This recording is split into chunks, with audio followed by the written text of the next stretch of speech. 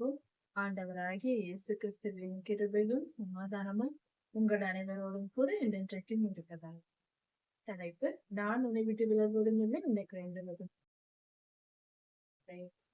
எரேமியா 13ஆம் அதிகாரம் 21ஆம் வசனம் முதல் 27ஆம் வசனம் வரை. இந்த வேத பகுதியானது கர்த்தருடைய நீதியை வெளிப்படுத்துகிற காரியமாக இருக்கிறது. இந்த வசனங்கள் கர்த்தர் எப்படி நீதியாய் நியாயம் தீர்ப்பார் என்பதை குறித்து சொல்லப்பட்டிருக்கிறது.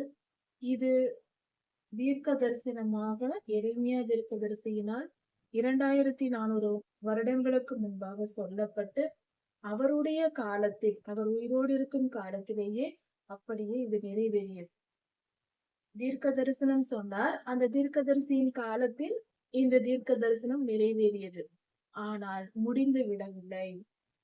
தீர்க்க தரிசனங்கள் சொல்லப்பட்டது, வேத வசனங்கள் நமக்கு கொடுக்கப்பட்டிருப்பது ஒரு முறை நடப்பது மட்டுமல்ல, ஒரு முறைக்கு மட்டுமல்ல, இந்த காலத்திலும் இது நடந்து முடிந்து விட்டது.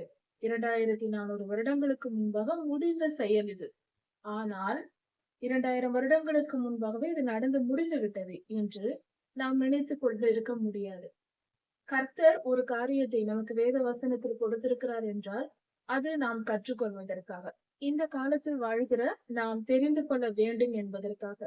அவசியம் இல்லாததை கர்த்தர் நமக்கு வெளிப்படுத்த வேண்டிய தேவையே இல்லை. கர்த்தர் எந்த விஷயத்தையும் பிரயோஜனம் இல்லாமல் செய்ய மாட்டார். எதையும், ஒரு சிறு துளியாயிருந்தாலும், ஒரு சின்ன காரியம் என்று நாம் நினைக்கிறோமே, நமக்கு சிறிய காரியம் என்று நினைக்கிற ஒரு சில காரியங்களை கூட கர்த்தர் பெரியதாய் முக்கியத்துவம் கொடுத்து பயன்படுத்துவார். அது அப்பாவுடைய குணம். அதனால் நாம் புரிந்து கொள்வோம், கர்த்தர் ஒரு காரியத்தை நமக்கு வசனத்தில் சொல்லி இருக்கிறார் என்றால் அதை விலக்கி விடவோ, அது தேவையில்லை என்று நினைப்பதோ தவறு. இன்றைய காலத்தில் மிகவும் அக்கிரமம், அநியாயம், மிகப்பெரிய அக்கிரமம் என்று சொல்ல வேண்டும் என்றால், கர்த்தருடைய பிள்ளைகளின் மத்தியில் கர்த்தருடைய உடன்படிக்கையே அற்பமாக எண்ணி ஆராதனையில் கூட அதை சொல்வதில்லை, அற்பமாக விலக்கி விடுகிறார்கள். 10 கட்டளைகளை கூட அவர்கள் ஏற்றுக்கொள்வதில்லை, அதை விலக்கி வைக்கிறார்கள். இது மிக மிக மிக பெரிய தவறு. ஒவ்வொரு ஆராதனையிலும் கர்த்தருடைய உடன்படிக்கை சொல்லப்படுவது மிக சிறந்தது. இதை நாம் கவனிக்க வேண்டும். ஒவ்வொரு வசனமும், ஒவ்வொரு வசனத்தின் ஒவ்வொரு எழுத்தும், எழுத்தின் உறுப்புகளும், அந்த எழுத்தின் ஒவ்வொரு பகுதியும் கூட, ஒரு எழுத்தின் ஒரு பகுதியும் கூட நிறைவேறும். அது நமக்கும், நம்முடைய இந்த காலத்திலும் அது செயல்படும்.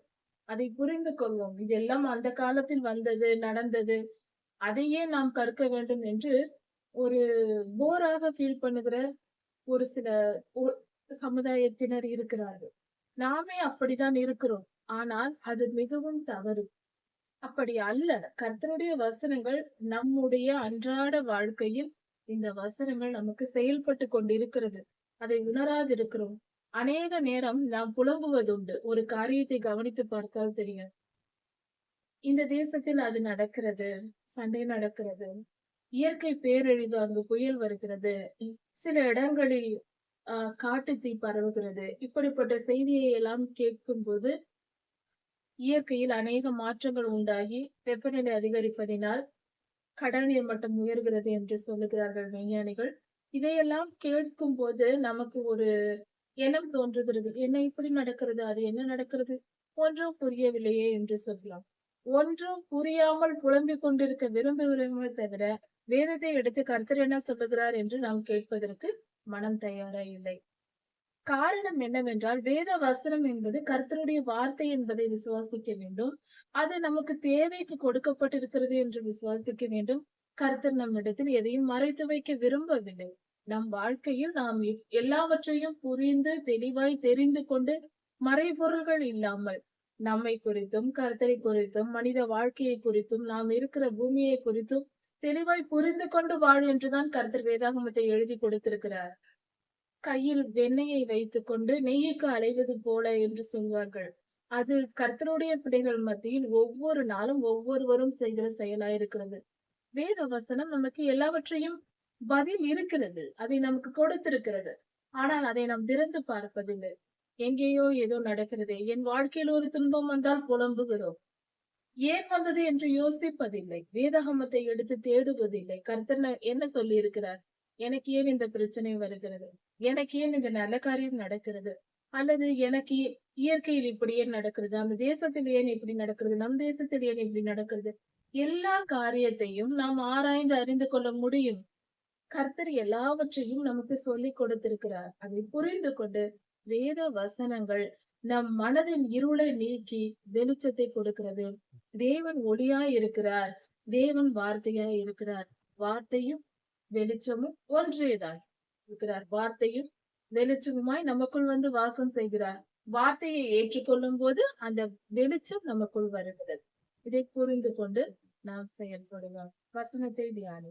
எருசலேமின் வீதிகளில் நடக்க முடியாமல் மலைகளின் மேல் ஏறுவார்கள்.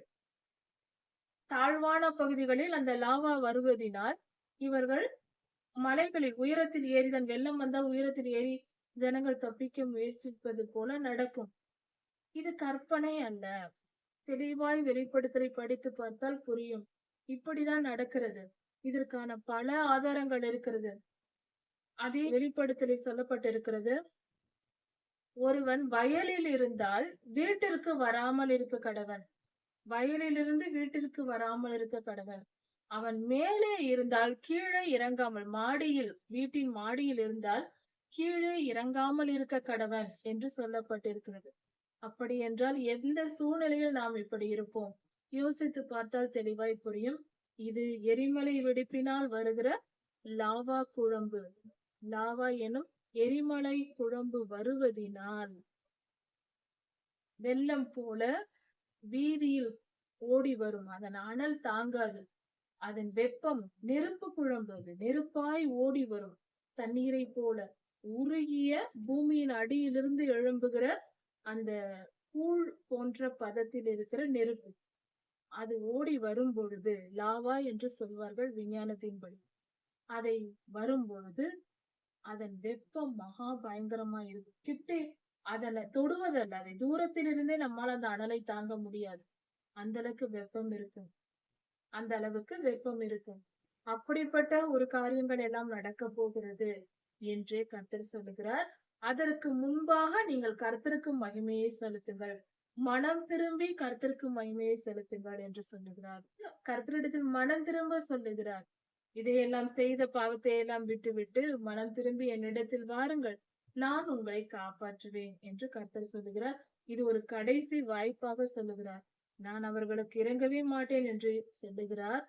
அதே சமயத்தில் நீங்கள் இப்படியெல்லாம் வருவதற்கு முன்பாக மனம் திரும்புங்கள் என்றும் சொல்லுகிறார். இது கடைசி கால, அது எருசலேமில் நடந்த காரியம். இன்று கடைசி கால சந்ததியான நாம் இப்படிப்பட்ட தீங்கை அனுபவிக்காதபடிக்கு தப்பிக்கொள்ளும்படியாக நமக்கு கொடுக்கிற வார்த்தை இது. கர்த்தருக்கு மகிமையை செலுத்துங்கள், அந்தகாரம் வரப்போகிறது என்கிற எச்சரிக்கையும் இந்த இடத்தில் கொடுக்கப்பட்டிருக்கிறது. நீங்கள் கேட்காமல் போனால் உங்களுடைய பெருமையின் நிமித்தமும், நீங்கள் கேட்காமல் போனால் உங்கள் பெருமையின் நிமித்தம் நான் துக்கப்பட்டு என் ஆத்துமா மறைவிடங்களில் துக்கப்படும் என்று கர்த்தர் சொல்லுகிறார். நீங்கள் இதை கேட்காவிட்டால் என் இருதயம் மிகுந்த துக்கம் உண்டாகும். தன் பிள்ளைகளுக்காக, தன் பிள்ளைகளின் நிலையை எண்ணி ஏங்குகிற ஒரு தகப்பனாக அவர் பேசுகிறார். என் கண்கள் கண்ணீராய் சொரியும், நான் அழுது கொண்டிருப்பேன் என்று கர்த்தர் சொல்லுகிறார். என் ஜனங்கள் சிறைப்பட்டு போனார்கள் என்று, இஸ்ரவேலர்கள் பாபிலோனுக்கு சிறைப்பட்டு போகிறார்கள் என்று கர்த்தர் இதன் மூலம் சொல்கிறார். நீங்கள் சிறைப்பிடிக்கப்பட்டு போகிறீர்கள். உங்கள் பெருமையின் நிமித்தம் நான் மறைவிடங்களில் மறைந்திருந்து நான் அழுவேன் என்று கர்த்தர் சொல்கிறார். அவருக்கு மிகுந்த துக்கத்தை இஸ்ரவேலர்கள் உண்டாக்கினார்கள். இது அப்படியே நடந்தது. நீங்கள் ராஜாவையும் ராஜாத்தியையும் அழைத்து கீழே வந்து உட்காருங்கள். ராஜாக்கள் என்றால் சிங்காசனத்தில் உட்காருவார்கள். ராஜாத்திகள், ராஜாக்கள் எல்லாம் உயர்ந்த ஸ்தானத்தில் சிங்காசனத்தில் உட்காருவார்கள். நீங்கள் அங்கே உட்கார வேண்டாம், உங்களுடைய மகிமை அழிந்தது. கீழே வந்து உட்காருங்கள். உங்கள் கிரீடம் தள்ளப்பட்டது. உங்களுடைய கிரீடம் விழுந்து போயிற்று. கீழே வந்து தரையிலே உட்காருங்கள். உங்களுக்கு எந்த மேன்மையும் இல்லை என்று கர்த்தர் சொல்லுகிறார். தெற்கில் உள்ள பட்டணங்கள் அடைக்கப்பட்டது. அவைகளை திறக்கிறவர் யாரும் இல்லை. அவைகள் எல்லாம் அடைக்கப்பட்டு போயிற்று. யூதா அனைத்தும் குடிவிலக்கப்பட்டு போகும். யூதா தேசத்தின் ஜனங்கள், யூதர்கள் எல்லாம் குடிவிலக்கப்பட்டு போகும் என்றால், அந்த தேசத்தில், யூதா தேசத்தில், யூதேயாவில் இல்லாமல் அவர்கள் எல்லோரும் குடிவிலக்கப்பட்டு வேறு தேசங்களுக்கு ஓடி போவார்கள். வேறு இடங்களுக்கு ஓடி போவார்கள் என்று பொருள். அவர்கள் சொந்த ஊரில், அவர்கள் சொந்த வீட்டில் இருக்க முடியாது. வீட்டை விட்டு, தேசத்தை விட்டு, தன்னுடைய நிலபுலங்கள் எல்லாவற்றையும் விட்டுவிட்டு, தங்களுடைய நிலங்களை விட்டு, வீடுகளை விட்டு, எல்லாவற்றையும் விட்டு, சொத்துக்களை விட்டு ஓடி போவார்கள். அவர்கள் சிறைபிடிக்கப்பட்டு போவார்கள் என்று கர்த்தர் சொல்கிறார். எல்லாம் சிறைபிடிக்கப்பட்டு போவார்கள்.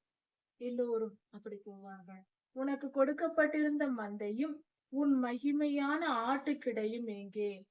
அதாவது இஸ்ரவேலின் ஜனங்கள் எங்கே? அவர்களெல்லாம் எங்கே? உன்னுடைய சொத்து அல்லவா?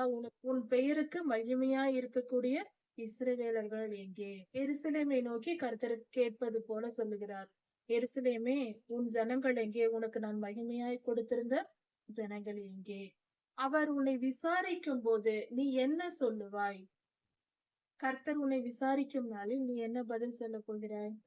அவர்கள் உன்மேல் ஆதிக்கக்காரரும் உன்மேல் அதிகாரம் செலுத்தும்படி நீயே அவர்களை பழக்குவித்தாயே. நீயும் தானே அவர்களுக்கு கற்றுக் கொடுத்தாய் உன்மேல் அதிகாரம் செலுத்தும்படி. இஸ்ரவேலர்கள் பாபிலோனுக்கு சிறைப்பட்டு போவதற்கு காரணம் எசேக்கியா தீர்க்கதரிசி செய்த ஆரம்பத்தில் செய்த தவறு. எசேக்கியா தீர்க்கதரிசி கர்த்தருடைய ஆசீர்வாதத்தை பெற்று நன்றாய் இருக்கும் பொழுது, அந்த நேரத்தில் பாபிலோனில் இருந்து வந்த விருந்தினர்கள், அதாவது எசேக்கியா தீர்க்கதரிசி உடல்நலம் இல்லாமல் இருக்கிறார். கர்த்தர் அவரை குணமாக்குகிறார். அதன் பின்பு அவர் குணமான பின்பு அவரை பார்க்க பாபிலோனில் இருந்து விருந்தாளிகள் வருகிறார்கள். அந்த தேசத்தின் பிரபுக்கள், பெரிய மனிதர்கள் வருகிறார்கள். அவர்கள் வந்தபோது எசேக்கியா தீர்க்கதரிசி ஒரு தவறு செய்கிறார். வந்தவர்களிடத்தில், விருந்தாளிகளிடத்தில் தங்களுடைய பொக்கிஷங்களை எல்லாம் எடுத்து காட்டுகிறார். அப்படி காட்டிய பொழுது அதையெல்லாம் அதன் விளைவாக அப்பொழுதே கர்த்தர் சொல்லுகிறார், அவர்கள் பார்த்துவிட்டு போய்விட்டார்கள். அதன் பின்பு கர்த்தர் சொல்லுவார், நீ ஏன் இதை செய்தாய்? நீ இப்படி செய்ததினால் நீ காட்டாத ஒரு பொருளும் அவர்களுக்கு இல்லை என்று சொன்னாய். அதே போல உன்னிடத்தில் ஒரு பொருளும் இல்லாதபடிக்கு காலம் வரும். உன் குமாரனுடைய காலத்தில் பாபிலோனிலிருந்து வந்தவர்கள் எல்லாவற்றையும் உன் இடத்திலிருந்து எடுத்துக்கொண்டு போய்விடுவார்கள் என்று கர்த்தர் சொன்னார். அப்பொழுதே கர்த்தர் சொன்னார், அது இப்பொழுது நடக்க போகிறது. நீதானே அவர்களுக்கு இடம் கொடுத்தாய் என்று சொல்லுகிறார். கர்ப்பவதிக்கு வேதனை வருவது போல, கர்ப்பவதிக்கு வேதனை, பிரசவிக்க போகிற ஒரு தாய்க்கு வேதனை எப்படி வருமோ அது போல உனக்கு வருகிறது என்று சொல்லுகிறார். இவைகள் எனக்கு நேரிட்டது ஏதென்று நீ சொல்வாயாகில், இது ஏன் எனக்கு இப்படி நடக்கிறது என்று நீ சொல்லுகிறாயா? இஸ்ரவேலரை குறித்து கர்த்தர் கேட்கிறார். இது ஏன் எனக்கு இப்படி நடந்தது? எனக்கு ஏன் இவ்வளவு பெரிய துன்பம் வந்தது? பழையதை எதையுமே நினைவில் வைத்துக் கொள்வதில்லை. எனக்கு ஏன் இந்த துன்பம் வந்தது, எனக்கு ஏன் இந்த துன்பம் வந்தது என்று புலம்புவது. அப்படி நீ புலம்புவாயானால், நீ அப்படி நினைப்பாயானால், எனக்கு ஏன் இது வந்தது என்று நீ கேட்பாயானால், உன் இருதயத்தில் நினைத்தால் அதற்கு நான் பதில் சொல்லுகிறேன் என்று கர்த்தர் சொல்லுகிறார்.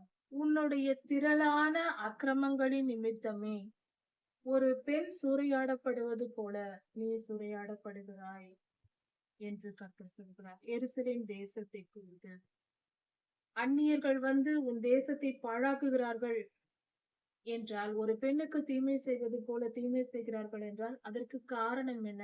உன் அக்கிரமங்கள்.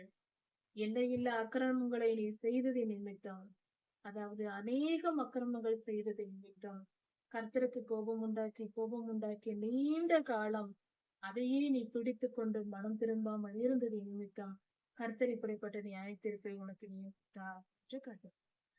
எத்தியோப்பியன் தன் தோளையும் சிவிங்கி தன் புள்ளியையும் மாற்றக்கூடுமோ? அப்படி மாற்ற முடியுமானால் இஸ்ரவேலர்களும் மனம் திரும்ப முடியும் என்று கர்த்தர் சொல்கிறார். எவ்வளவு வேதனைப்பட்டு அவருடைய இருதயம், கர்த்தருடைய இருதயம் எவ்வளவு வேதனையோடு அவர் சொல்லுகிறார் பாருங்க. வெட்கமாய் இருக்கிறது மனித இனமாய் இருப்பதற்கு. எத்தியோப்பியன் தன் தோலையும், எத்தியோப்பியர்களின் தோல் கருப்பாய் இருக்கும், கடினமாய் இருக்கும். அவர்கள் தோலை அது மாற்ற முடியாது. நாம் எதை செய்தாலும் அந்த தோலை மாற்ற முடியாது. அது போலவும் தலை சிவங்கி இருக்கிறது அல்லவா, அதன் சரீரத்தில் புள்ளிகள் இருக்கும். வெள்ளை வெள்ளையாக புள்ளிகள் இருக்கும். அந்த புள்ளிகளை மாற்ற முடியுமா? முடியாது. அதுவும் அதாவது பிறப்பிலேயே வருவது, இயல்பாய் இயற்கையாய் வருவது. அதை மாற்ற முடியுமா? முடியாது. அதுபோல உன் குணத்தையும் மாற்ற முடியாது என்று கர்த்தர் சொல்லுகிறார். எவ்வளவு கொடுமையான, எவ்வளவு நொந்து போய் அவருடைய வேதனை எப்படிப்பட்டது. கர்த்தர் எவ்வளவாய் வேதனைப்பட்டு இப்படிப்பட்ட வார்த்தைகளை சொல்லுகிறார். அப்படி அவைகளெல்லாம் மாற்ற முடியுமானால் தீமை செய்ய பழகின நீங்களும் நன்மை செய்யக்கூடும். தீமையையே செய்து பழக்கப்பட்ட நீங்கள் ஒருவேளை அவைகளெல்லாம் மாற்ற முடிந்தால் உங்களையும் மாற்ற முடியும் என்று கர்த்தர் சொல்கிறார். அவையெல்லாம் மாற்ற முடியாது, அது போல உங்களையும் திருத்த முடியாது. திருந்தாத ஜென்மங்கள் என்று பொருளில் கர்த்தர் இப்படி சொல்லுகிறார். நீங்கள் திருந்தாத ஜென்மம் உங்களை வைத்திருப்பது வீண். அதனால் அந்நியர்களிடத்தில் உங்களை நான் ஒப்புக் கொடுக்கிறேன் என்று சொல்லுகிறார். அதனால்தான் எருசலேம் பாழாக்கப்பட்டது, தேவாலயம் இடிக்கப்பட்டது. இஸ்ரவேலர்கள் தங்கள் மகிமையை இழந்தார்கள், தங்கள் வாழ்விடத்தை இழந்தார்கள், தேசத்தை இழந்தார்கள். சிறைபிடிக்கப்பட்டு அந்நியர்களிடத்தில் அடிமையாகி பாபிலோனில் சிறைபிடிக்கப்பட்டு கிடந்தார்கள். அப்பொழுதுதான் தானியேல் ஐயா, அனனியா, மிஷாவேல், அசரியா என்னும் சாத்ராக், மேஷாக், அபேத்நேகோயெல்லாம் அங்குதான் அவர்கள் பிறந்து வாழ்கிறார்கள். இந்த காலம் 70 வருடம் அங்கு இஸ்ரவேலர்கள் இருக்கிறார்கள். கர்த்தர் அவ்வளவு காலம் பொறுமையா இருந்து பார்த்துவிட்டு கடைசியில் அவர்களை விரட்டி அடிக்கிறார். அப்படி இதெல்லாம் கதை அல்ல. இன்று நாம் எப்படி இருக்கிறோம் என்ற நிலையை கண்ணாடி போட்டு காட்டுகிற வசனமாய் இருக்கிறது. கண்ணாடியை போல நம் இருதயத்தை வெளிப்படுத்துகிறது. நாம் எப்படி இருக்கிறோம்? வார வாரம் ஆலயத்திற்கு செல்லுகிறோம், வேதத்தை தியானியுங்கள், குடும்ப ஜெபம் செய்யுங்கள், கர்த்தரை தேடுங்கள் என்று சொல்ல கேட்கிறோம். தீர்க்க தரிசன செய்திகளை டிவி மூலமாக, செல்போன் மூலமாக கேட்கிறோம். எல்லாம் கேட்டு ஆமேன் அல்லேலூயா என்று சொல்லிவிட்டு நம் வேலையை பார்த்து கொண்டு போய்கொண்டே இருக்கிறோம். ஒட்டக சிவிங்கியை நினைத்துக் கொள்வோம், அதன் புள்ளியையும் மறந்து விட வேண்டாம். அந்த புள்ளியை எப்படி மாற்ற முடியாதோ அதை போல தீமை செய்ய பழகின உங்களையும் மாற்ற முடியாது என்று கர்த்தர் சொல்லுகிறார். எவ்வளவு அவமானத்திற்குரிய வார்த்தை இது. நாம் அவமானப்பட வேண்டாமா? நாம் துக்கப்பட வேண்டாமா? நாம் மனம் திரும்ப வேண்டாமா? ஐயோ, கர்த்தரிடத்தில் இப்படிப்பட்ட பெயரை வாங்கி விட்டோமே. இந்த உலகத்தின் சிருஷ்டிப்புகளை எல்லாவற்றிலும் நம்மை உயர்த்தி படைத்தார். எல்லாவற்றிற்கும் ராஜாவாக நம்மை படைத்தார். அப்படிப்பட்ட நாம் எப்படி இருக்கிறோம்? நம் எண்ணம் எதில் இருக்கிறது? மனம் திரும்ப வேண்டும் என்ற எண்ணம் இருக்கிறதா? திருந்தாத ஜென்மங்களாய் இருந்து கர்த்தரிடத்தில் அடி வாங்கியே அழிந்து கொண்டிருக்கிறோமா? யோசித்து பார். மனம் திரும்புவோம், இருதய கடினத்தை விட்டு விடுவோம். கர்த்தரிடத்து தினமும் கேட்போம், சுவாமி, நான் என்ன திருந்த வேண்டும்? நான் என்ன தவறு செய்கிறேன்? எனக்கு வெளிப்படுத்தும். எனக்கு சொல்லுவார் இல்லை. வேத வசனங்களை எடுத்து பார்த்தால் கர்த்தர் பேசுவார் நம்மோடு. நம் நம் குற்றங்களை வேத வசனத்தை படிக்க தொடங்கும் போது நம் மனநிலை எப்படி இருக்கும் தெரியுமா? முதல் நான் வேத வசனத்தை படிக்க தொடங்குகிறேன் என்று ஆதியாகமம் முதலில் தொடங்குகிறோம் என்று வைத்துக் கொள்வோம். தொடர்ந்து வெளிப்படுத்தல் வரைக்கும் படிக்க போகிறோம். முதல் முறை இப்பொழுதுதான் தொடங்குகிறோம் என்றால் நான் தான் பெரியவள், என்னால் நன்றாக படித்து புரிந்து கொள்ள முடியும் என்று தைரியமாக தொடங்குவோம். ஒரு 10 முறை வேதாகமத்தை முழுமையாய் ஆதியாகமம் முதல் வெளிப்படுத்தல் வரை ஒரு முறை படித்து முடித்தால் நாம் எவ்வளவு சிறியவர்கள் என்று தெரிய வரும். அடுத்த முறை படித்தால் இன்னும் கொஞ்சம் நாம் எவ்வளவு சிறியவர்கள் என்று தெரிய வரும். அதன் பின்பு படித்தால் நாம் படிக்க படிக்க படிக்க எத்தனை முறை படிக்கிறோமோ அத்தனை முறை நாம் ஒன்றும் அறியாதவர்கள் என்ற மனநிலைக்கு வருவோம். ஆரம்பிக்கும் போது எல்லாம் தெரிந்தவர்களாய் நமக்கு தோன்றும். ஆனால் வேதத்தை படித்து ஒவ்வொரு முறை முடிக்கும் பொழுதும் அடுத்த முறை நாம் தொடங்க வரும் பொழுது நமக்கு ஒன்றுமே தெரியவில்லை. நாம் யார் என்பதை புரிந்து கொள்வோம். உண்மை வெளிச்சத்திற்கு வரும். வேத வசனங்கள் நம் இருதயத்தை வெளிப்படுத்தும், காட்டும் கண்ணாடியா இருக்கிறது. கவனித்து படிப்போம். நம்மை அறிந்து கொள்வோம். கர்த்தரின் இருதயத்தை அறிந்து கொள்வோம். மனம் திரும்பி கர்த்தரின் வேதனையை நீக்குகிறவர்களாக, அவரை சந்தோஷப்படுத்துகிற பிள்ளைகளாக, தகப்பனின் இருதயத்தை சந்தோஷப்படுத்துகிறவர்களே நல்ல பிள்ளைகள். அவர்களே நல்ல பிள்ளைக்கு அடையாளம். அப்படி மாறுவோம். நம்மை படைத்தவருக்கு வேதனை உண்டாக்குகிறோம் என்றால் நம் பிறப்பின் அர்த்தம் என்ன? பிறக்காமலேயே இருக்கலாம் அல்லவா? அவருக்கு வேதனை உண்டாக்குவதற்காக அவர் கரங்களால் நாம் படைக்கப்பட வேண்டுமா? யோசித்து பார்ப்போம். நம் பிள்ளைகள் இப்படி இருந்தால் நமக்கு எவ்வளவு கோபம் வரும். நமக்கு வரும் துன்பங்களை தான் நாம் அதிகமாய் நினைக்கிறோம். நாம் செய்கிற அக்கிரமங்கள் எவ்வளவு என்பதை கொஞ்சம் யோசித்து அதையும் நினைத்து பார்த்தால் நம் துன்பங்கள் சிறியதா இருக்கும். நம்முடைய அக்கிரமங்களே மிகவும் பெரியதா இருக்கும். கவனிப்போம். கொஞ்சம் புத்திசாலியாக கர்த்தரின் ஞானத்தை பெற்று வாழ்வோம். வேத வசனங்களை தியானிப்போம். இப்படி நீங்கள் திருந்தாமல் இருப்பதினால் வனாந்திர காற்றால் பறக்கடிக்கப்படும் துரும்பை போல அவர்களை நான் சிதறடிப்பேன் என்று கர்த்தர் சொல்லுகிறார். இப்படி மனம் திரும்பாமல் அடங்காமல் ஒரு நாளும் திருந்தாத ஜென்மம் என்று இருக்கிறார்கள் அல்லவா? நாம் திருந்தாமல் இருந்தால் வனாந்திர காற்று, பெருங்காற்று வந்து ஒரு துரும்பை எப்படி பறக்கடித்து கொண்டு போகுமோ, தூசு எப்படி பெருங்காற்றில் பறக்குமோ, அது போல கர்த்தர் இஸ்ரவேலரை சிதறடிக்க பண்ணுவேன் என்று சொல்லுகிறார்.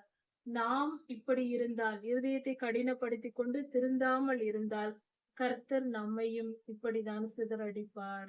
இஸ்ரவேலை விட்டு எருசலேமில் இருந்த ஜனங்களை கர்த்தர் பாபிலோனுக்கு ஒப்பு கொடுத்தது போல அதைதான் சொல்லுகிறார். நான் ஒப்பு கொடுப்பேன் என்று சொன்னார். இதை கேட்ட பின்பும் அவர்கள் திருந்தாததினால் கர்த்தர் பாபிலோனுக்கு சிறைபிடிக்கப்பட்டு போகும்படி செய்தார். நீ என்னை மறந்து பொய்யை நம்பியதினால் நீ என்னை மறந்து விட்டாய் என்று கர்த்தர் சொல்கிறார். என்னை மறந்து விட்டு உண்மையான தெய்வமாகிய உன்னை படைத்த சிருஷ்டிகர்த்தாவாகிய என்னை நீ மறந்து பொய்யை நம்பினாய் அல்லவா? பொய்யை நம்பினாய் அல்லவா? அதனால் இது உன்னுடைய வீதம். அதனால் நீ துன்பத்தை, இந்த பங்கை நீ அனுபவிக்க வேண்டும். கர்த்தர் நீதியாய் நியாயம் தீர்க்கிறார்.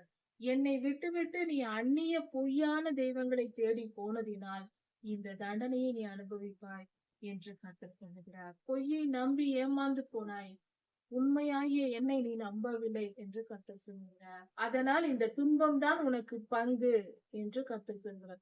உனக்கு நான் இந்த துன்பத்தை கொடுத்து விட்டேன் என்று பொருள். உன்னை அவமானப்படுத்துவேன் என்று சொல்லுகிறார். இஸ்ரவேலர்கள் அவமானப்படுத்தப்பட்டார்கள். பெண்கள் அவமானப்படுத்தப்பட்டார்கள். தேசம், இஸ்ரவேலர்கள் என்றால், அதாவது யோசுவா ஐயாவின் காலத்தில் இஸ்ரவேலர்கள் என்றால் சுற்றியிருந்த ஜனங்கள் எல்லாம் பயந்து நடுங்கினார்களாம். அப்படி இருந்ததா? வேதம் சொல்லுகிறது. இஸ்ரவேலர் என்றால் மற்ற ராஜாக்கள் பயந்தார்கள். தங்களுக்கு பயந்து கிடந்த அந்நியர்களோடு சேர்ந்து கொண்டு அவர்கள் பழக்க வழக்கங்களை கற்றுக்கொண்டு அவர்களோடு சேர்ந்து கொண்டு பெண் கொடுத்து இப்படியெல்லாம் இவர்கள் வாழ்ந்ததினால் அவர்களே தூஷிக்கும்படி, அந்நியர்கள் தூஷிக்கும் அளவுக்கு இஸ்ரவேலர்கள் இப்படிப்பட்ட ஒரு பரிதாபத்திற்குரிய நிலைக்கு ஆளானார்கள்.